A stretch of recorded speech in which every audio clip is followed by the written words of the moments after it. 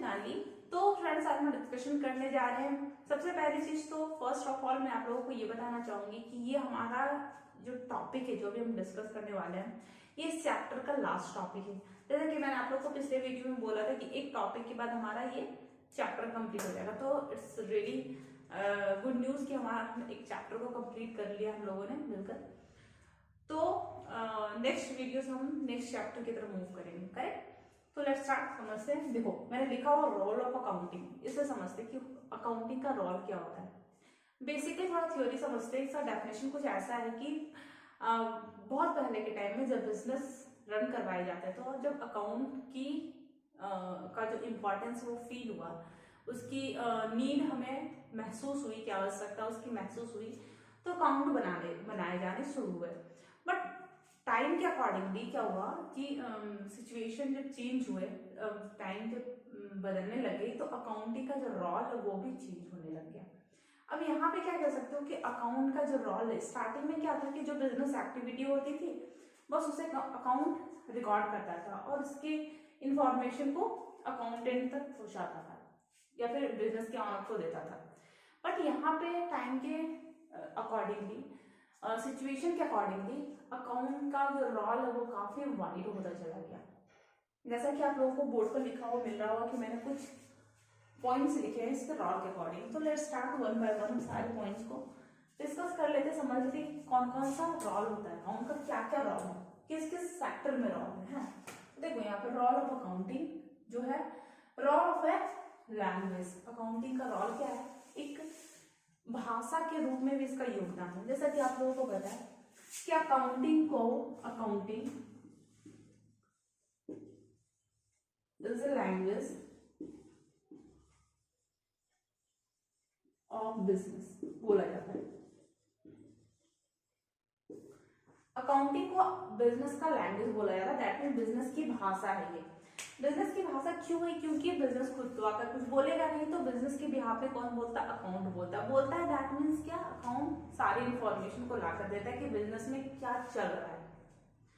तो role of accounting में the first role is that role of language. Clear.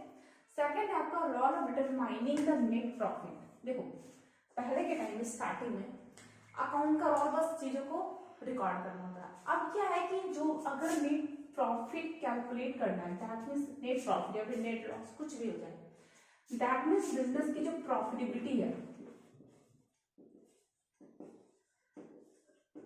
Profitability है उससे अगर डिटरमाइन करना है तो भी हमें अकाउंट की हेल्प लेनी होगी। तो अकाउंट का दूसरा रोल क्या हो गया कि बिजनेस का नेट प्रॉफिट या फिर नेट लॉस को डिटरमाइन करता है। The third one is that determining of financial position, business का फाइनेंशियल कंडीशन क्या है, फाइनेंशियल स्टेटस क्या है। फाइनेंशियल स्टेटस के बेसिस पे लोग डिसीजंस लेते हैं, यूजर्स अपने अपने डिसीजंस को लेते हैं, है ना। तो बिजनेस के अगर फाइनेंशियल पोजीशन को, फाइनेंशियल स्टेटस को जानना है तो हम क्या करते हैं, बैलेंस शीट को देखते हैं। बैलेंस शीट अज्ञान क्या है, हमारा फाइनल अकाउंट के अंदर आता है, जो हमें इंफॉर्मेशन ला कर देता है। किसके इंफॉर्मेशन को देता है, बैंक की, सॉरी बिजनेस की या तो किसी कंपनी की। नेक्स्ट है आपका role of information system. Role of information system सूचना प्रणाली के रूप में भी कार्य करता है। अब ये सूचना प्रणाली के रूप में कार्य करता है, इट्स वेरी सिंपल कि जो भी इंफॉर्मेशन है, जो भी इंफॉर्मेशन वो कौन ला कर देता है, अकाउंट ही ला कर देता है। तो इसलिए बोला जाता है कि इसका जो रोल है वो इंफॉर्मेशन सिस्टम के रूप में भी है। Last one is that role of service provider. अब इसे सर्विस प्रोवाइडर क्यों बोला गया? अकाउंटिंग को सेवा प्रयोजक कह सकते हो ना, हिंदी में क्या बोल लोगे इसे? देखो सेवा प्रदान करने वाला क्यों बोला जाता है? क्योंकि वो जो अकाउंट है वो उन सारे यूजर्स के नीड को सेटिस्फाइड करता है, उससे हेल्प करता है डिसीजंस लेने में। अब डिसीजन लेने में, डिसीजंस को चेंज करने में अगर कोई हेल्प कर रहा है तो कहीं ना कहीं वो अपनी सर्विस प्रोवाइड कर रहा है। सर्विस प्रोवाइड कर रहा है, that means it is a service provider. अब देखो यहाँ पे जो भी यूजर्स हैं हमारे, investors, creditors, debtors, public, employees, auditors, कुछ भी है ना, बोर्ड ऑफ डायरेक्टर हो गए, ऑनर हो गए, एम्प्लॉइज हो गए, फिर आपके शेयर होल्डर्स हो गए, पार्टनर्स हो गए, ये सारे यूजर्स ही तो हैं।